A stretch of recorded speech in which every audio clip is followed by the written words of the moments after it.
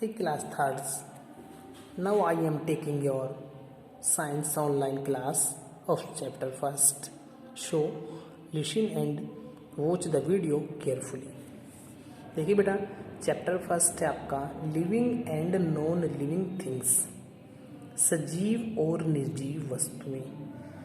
देखो, हम अपने चारों ओर दिन भर में बहुत सी वस्तुओं को देखते हैं और ये महसूस करते हैं कि कौन सी वस्तुएं इनमें लिविंग थिंग हैं और कौन सी वस्तुएं नॉन लिविंग थिंग हैं। बच्चे इधर उधर खेलते हैं, पार्क जाते हैं, तो वो बहुत सी चीज़ को दिन भर में देखते हैं। देखो बेटा स्टूडेंट, जो वस्तुएं एक स्थान से दूसरे स्थान पर पैरों से चलकर या रेंगकर घूम सकती हैं और उनको खाने के लिए भोजन की आवश्यकता होती है, रहने के लिए घर की, जीवित रहने के लिए हवा की, जिससे वो सांस ले सकें, की आवश्यकता होती है, उन सभी चीज़ों को लिविंग थिंग के अंदर रखा है। और जो वस्तुएं जैसे मेज़ है, कुर्सी है, पंखा है या कोई बिल्डिंग है बेटा, ये ना तो एक स्थान से दूसरे स्थान तक घूम सकती हैं और ना ही ये इनको खाने के लिए किसी भोजन की, पीने के लिए पानी की आवश्यकता होती है।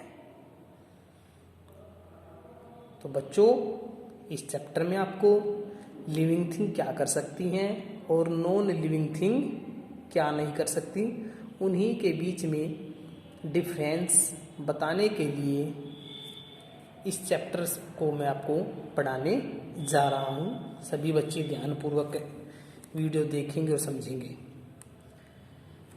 देखिए बेटे, living thing and non living thing chapter का नाम है इनके सजीव वस्तुएं और निर्जीव वस्तुएं। Look at the things around you. You see many kinds of things such as chair, books, flower pots, animals and pupils. Study the following things carefully. Can you identify which of the following things are living or non-living? इसमें बताया look at the thing around you, आप अपने चारों ओर बहुत सी वस्तुओं को देखते हो।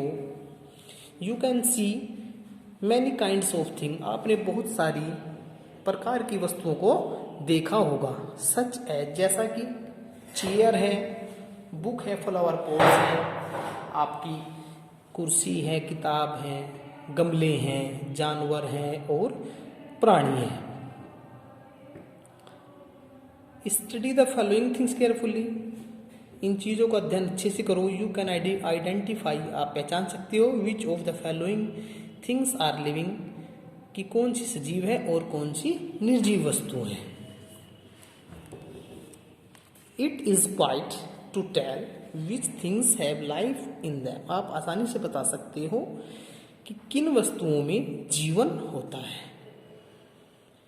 Some of them are living while others are not, कि कौन सी सजीव होंगी और कौन सी निर्जीव होंगी। Pupils, animals, trees and plant are living things. Pupil है, प्राणी है, जानवर है, पेड़ हैं और पौधे हैं, सभी सजीव वस्तुएं हैं। जो सजीव वस्तुएं किनको बताया गया है? जो सांस ले सकती है, जिनको खाने के लिए भोजन चाहिए, एक स्थान से दूसरे स्थान पर अपने पैरों से या रेंगकर, या पक्षी अपने पंखों से उड़कर एक स्थान से दूसरे स्थान पर जा सकते हैं, उनको हम सजीव लिविंग थिंग कह सकते हैं। और दूसरी तरफ टेबल है, चेयर है, बुक्स है, walls and buildings are non living thing. दूसरी तरफ चेयर है आपकी, टेबल है, बुक्स हैं, दीवारें हैं और ये इमारत है, इसको हम क्या कह सकते हैं? नॉन लिविंग थिंग्स, निर्जीव वस्तुएं कह सकते हैं। क्योंकि देखो, जैसे चेयर है आपकी, इस जहाँ ये रख देंगे एक बार, वहीं रखी रहेगी, ना इसको गर्मी लगेगी, ना सर्दी लगेगी, ना महसूस करेगी ये किसी चीज़ को। ऐसे ही आपकी बुक है, भाई बुक को भी खाने के लिए नहीं चाहिए, जहाँ हम रख देंगे वहीं पे रखी रहेगी।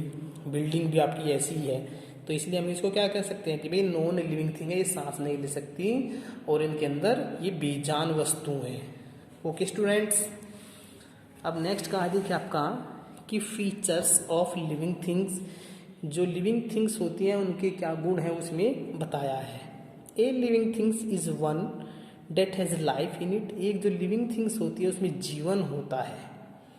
Living things move, living things जो होती है घूम सकती है, ग्रो वृद्धि कर सकती हैं। देखो वृद्धि का क्या तात्पर्य हुआ, जब आप छोटे थे आपके कपड़े छोटे छोटे कपड़े थे आपके, अब आप बड़े हो गए हो, भाई 3rd क्लास में आ गए, या लॉकडाउन से पहले जो आपकी ड्रेस थी वो आपकी छोटी हो गई।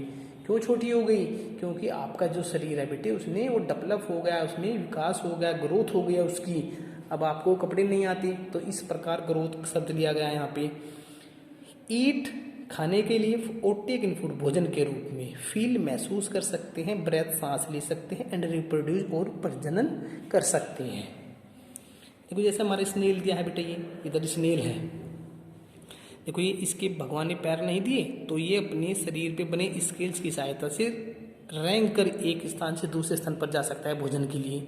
ऐसे ही आपकी हनी बी है, ये भी क्या अपने पंखों से उड़कर एक फ्लावर से दूसरे फ्लावर या अपने छत्ते तक पहुंच सकती है।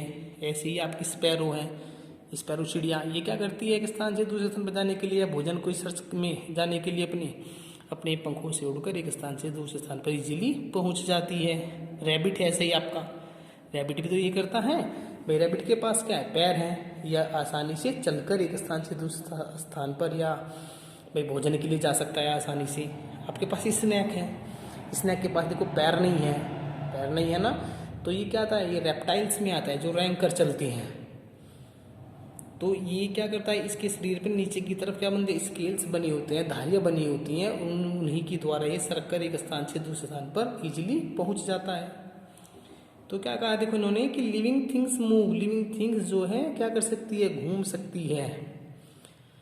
Living things move, living things घूम सकती है, their movement so that they are live, उनका ये घूमना ही या हिलना डुलना ही क्या हमें प्रदर्शित करता है कि लिविंग थिंग्स जीवित है।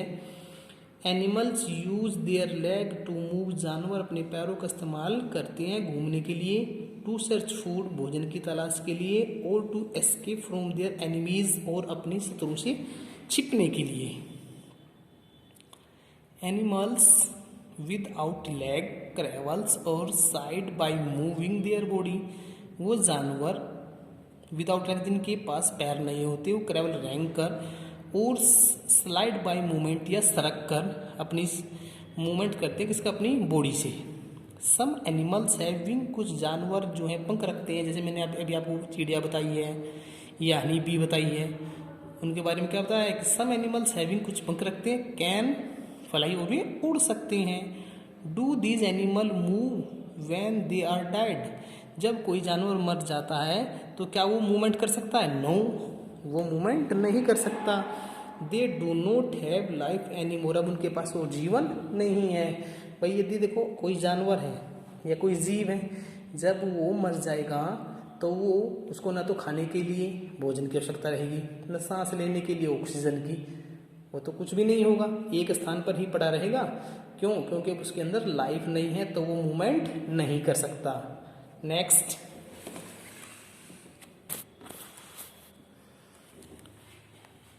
when touched plant like touch me not show a slow movement, when जब हम टच करते हैं एक प्लांट को, टच मी नोट प्लांट को करते हैं, टच करते हैं, तो सो अ स्लो मूवमेंट, वो एक छोटा सा मूवमेंट दिखाता है। जब हम छुई का पेड़ बोलते हैं वो हल्का सा हमें क्या रिएक्शन दिखाता है अपनी जी। इसी प्रकार the sun flower turn it face toward the sun, जो सनफ्लावर होता है वो अपना फेस सूर्य की रोशनी की तरफ रखता है। देखो ठीक क्या दिया उन्होंने कहा, एग्जाम्पल है उसकी, touch me not a plant, morning glory और सनफ्लावर से क्या प्लांट है, ये भी हमें क्या रिएक्ट करता है, जब हम इसको छूते हैं तो ये रिएक्ट करता है, इसकी पत्तियां जो है मुरझा जाती हैं। मॉर्निंग ग्लो क्या है, जब हम सुबह सुबह मॉर्निंग में देखते हैं तो इसकी जो फ्लावर हैं बहुत अच्छे ओपन खुले होते हैं। और ऐसे ही सनफ्लावर है, जिधर सूरज घूमता है उसके साथ साथ डायरेक्शन में ये घूमता है। ओके स्टूडेंट, नेक्स्ट आपका the petals of morning glow open up each morning. जब हम मॉर्निंग ग्लो के पौधों को देखते हैं तो सुबह की जो पुंकेसर होते हैं, पकड़ियाँ होती हैं फूल की, वो खिली होती हैं। But does a table move by its self? But does a table move by self? क्या एक टेबल जो होती है वो बाई सेल्फ घूम जाएगी या कहीं एक स्थान से दूसरे पर चली जाएगी? नो, नहीं। नाइदर डज अ स्टोन, ना ही एक पत्थर, नोर अ डोल, ना एक गुड़िया, और अ ब्लैक बोर्ड, ना ही एक black board. We have to make them move, तो हम ही इसको घुमा सकते हैं, एक स्थान से दूसरे स्थान पर रख सकते हैं। Therefore we can see that only living thing move on their own. इस प्रकार हम कह सकते हैं कि जो लिविंग थिंग्स ही होती हैं वो केवल एक स्थान से दूसरे स्थान पर पहुंच सकती है। और मैं आपको एक बात बताऊंगा बेटा कि जो पौधे होते हैं वो भी लिविंग थिंग्स होती हैं, क्योंकि देखो उनको खाने के लिए भोजन वो अपना तैयार करते हैं। उसको भोजन बनाने के लिए पानी चाहिए, सनलाइट चाहिए, एयर चाहिए। एयर वो इन्वायरमेंट से ले लेते हैं, और आपका जो वाटर और मिनरल्स है वो पौधे की जो जड़ें हैं वो नीचे से एब्जॉर्ब कर लेती हैं, और सनलाइट की उपस्थिति में अपना भोजन तैयार कर सकते हैं। बस वो जो है कि एक स्थान से दूसरे स्थान पर नहीं जा सकते, किंतु पौधे भी आपके क्या हैं, लिविंग थिंग्स हैं। तो बेटे आज के लिए इतना ही काफ़ी। और जिन बच्चों ने सिलेबस नहीं लिया है वो अभी विद्यालय कल आके अपना सिलेबस परचेज कर ले और अपनी पढ़ाई निरंतर रखें। Thank you.